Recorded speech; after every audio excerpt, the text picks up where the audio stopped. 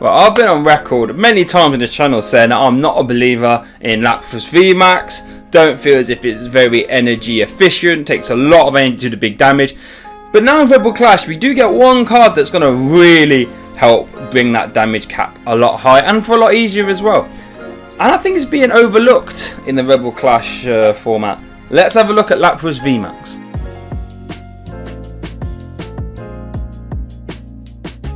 Welcome guys to the Slowpoke Well 20 decks in 20 days Rebel Clash, and today we've got ourselves Lapras VMAX again. Another deck where I think Lapras is getting overlooked by all the obviously the new shiny cards, got like Inteleon VMAX and all that kind of stuff. But let's not forget, Lapras only didn't really take off the last format because it struggled to find the energy that it needed to attach for GMAX Pump to be doing big damage. And now we've got Capacious Bucket. I think it might be, well, I definitely think it's the best Frosmoth deck there is. I'm not a fan of Melodic. So let's have a look. So we start off with a 3-3 of the Lapras VMAX number. I really have to play 4 because they don't really get knocked out. So once the Lapras is around, he's going to be taking 4, potentially 5 prizes on his own. The body surf attack on Lapras actually isn't too bad, to be honest. Lets you have a little bit of energy acceleration. And Ocean Loop isn't too bad either, lets you knock out Dene and stuff like that. But obviously Lapras VMAX is the build around. The 90 plus 30 for each water, that's the one. So to get those energies on, we are obviously playing a 4-3 of the Frosmoth. Frosmoth lets you attach as many water energy from your hand to your bench with water types. For your turn, so we're going to put a whole load on Lapras, get him in the active, take our prizes, bish bash bosh, and that's about it really. We play a 4-3 just because we want to try and get Frosmoth going turn 2 so we can get as many energies attached as we can, and playing 4 of them just helps us find them nice and easily. Now we play a Palkia, and I think Palkia and Frosmoth decks is like really good. What Zero Vanish GX lets you do, 5 for 150, but it shuffles in all your opponent's energy attached to all their Pokemon into their deck, right? So against ADPization, you can put away all their energy, so they're really dependent on their metal sources. Apologies if you can hear next door's kid, they are being quite loud. Against Dragapult, which is another good one if they're not playing Malamar, or even if they are playing Malamar, shuffling all their energy means they have to find energy and then discard them in order to be attached and switch. It just puts them in a bit of a pickle really. So a well-timed Zero Vanish GX does win a lot of games off that. We play a Volcanion Prism. Volcanion Prism is really nice because obviously the Jet Geyser ability lets you play Hot Potato with their active, make them switch about, which is always fun. Solar Blast is a good attack as well. Don't sleep on Volcanion Prism as an attacker. 3-400 is nice, 20 spread is also very nice. Helps you like remove an energy cost, an extra water energy from GMAX Pump for KOs and stuff like that. And yeah, it's a big beefy 1 prize 160 HP Pokemon, really nice for the skewing the price trade whenever we can. Now, in an off slot here, I've decided to go with the baby Lapras from Sword and Shield, I like to say, yep. Okay, bear with me now guys, this Lapras, I think it's really good. If my friend Luke Kirk put me onto it, how good of an attacker it can be. So what this is going to do is give us a slightly different element to the deck, okay? Whereas Lapras VMAX as it stands now is just a sort of beat stick deck, and you get a little bit of disruption with Palkia. I can say a lot of disruption.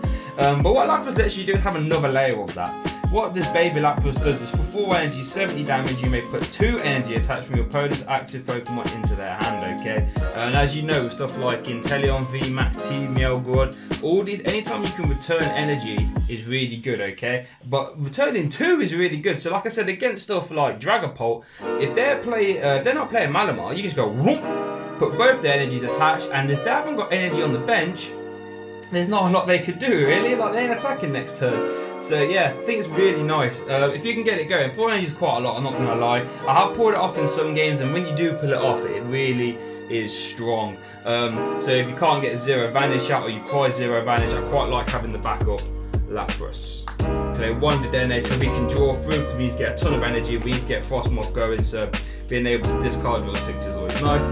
And then 1 Eldegoss, and we play 1 Eldegoss over a 2nd Dedenne, because we do play we play a 1-off Fisherman that we might want to use super late game, and if we have to get rid of it early for whatever reason, I like being able to just Eldegoss it back.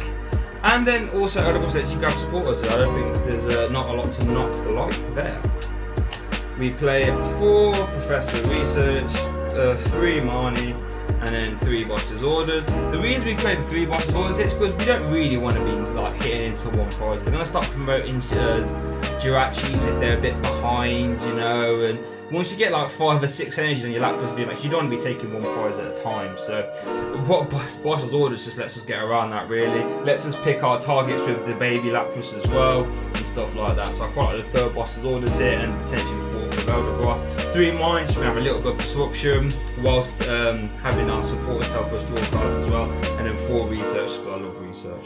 Like I said earlier, I mentioned 1 Fisherman, lets us get 4 basic energies from our discard, put them in our hands, so that just basically means late game, get 4 energies, attach them where you like, and away you go. So it lets you power up a Power Cure out of nowhere for the Jet Stack if you had 1 more energy in hand, lets you get the baby Lapras going. It's like what, the 3, 6, 9, 12, 120 damage for your Lapras VMAX. Just a super nice card to have in any sort of Rain Dance-esque type deck. It's just really nice to have, especially with the Elder Boss. So if you do have to get rid of it, you know you can Elder Boss it back later.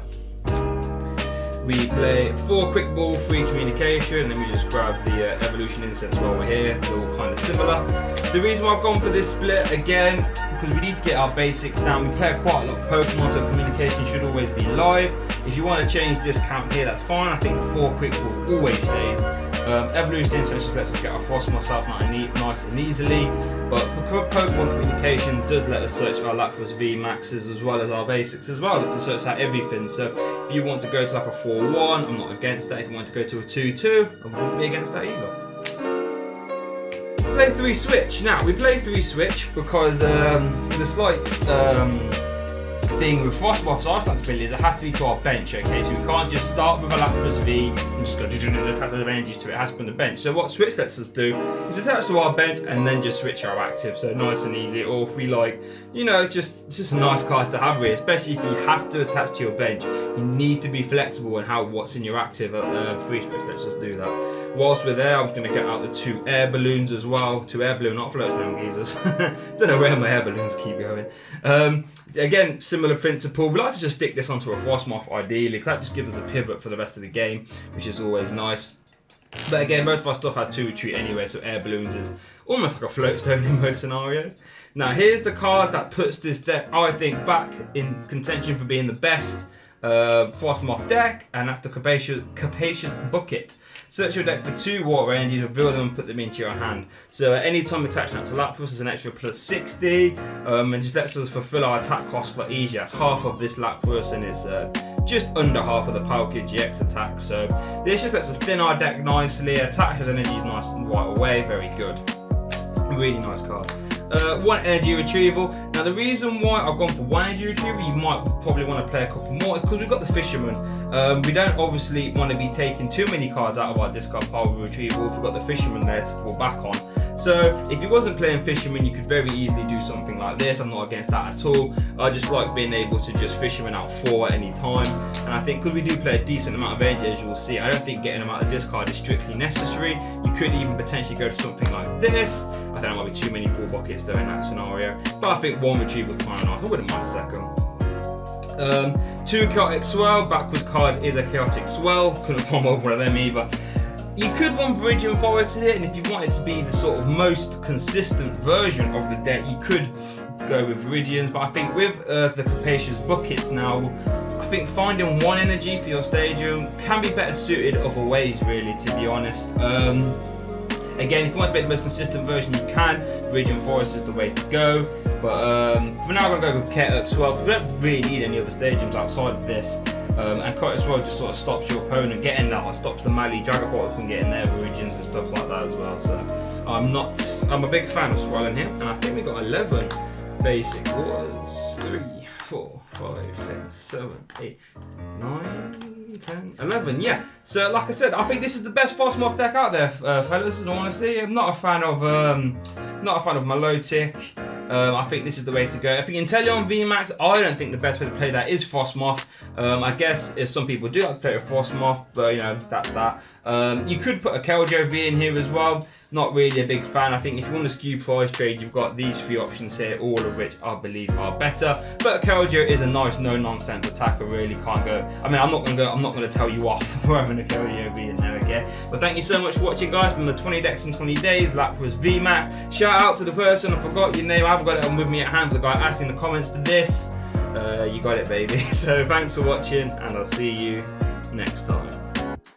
Hey guys, thanks for watching that video, much appreciated. Really hope you enjoyed it. If you did, please don't hesitate to subscribe. I try and put out as much stuff here as I can. Full deck profiles plus games, topic conversational pieces regarding anything in the TCG.